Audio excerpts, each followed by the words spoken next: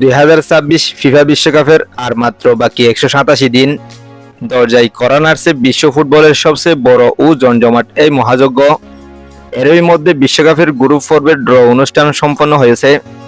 আগামী বছরের 11 জুন থেকে শুরু হতে যাওয়া ফুটবলের এই মহা উৎসবের ড্র অনুষ্ঠিত হয় যুক্তরাষ্ট্রের ওয়াশিংটন ডিসির বিখ্যাত কেনেডি সেন্টারে।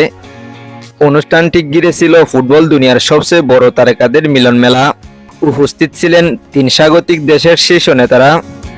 এছাড়াও উপস্থিত ছিলেন বিশ্বকাপজয়ী আর্জেন্টাইন কোচ লিওনেল স্ক্যালোনি এবং ফুটবলের অনেক সাবেক তারকা, কর্মকর্তা ও বিশিষ্ট ব্যক্তিরা। এসব বাদ দিয়ে এখন আমাদের আগ্রহটা গ্রুপ সি এবং গ্রুপ জের দিকে। গ্রুপ সিতে রয়েছে ব্রাজিল আর গ্রুপ জেতে রয়েছে আর্জেন্টিনা।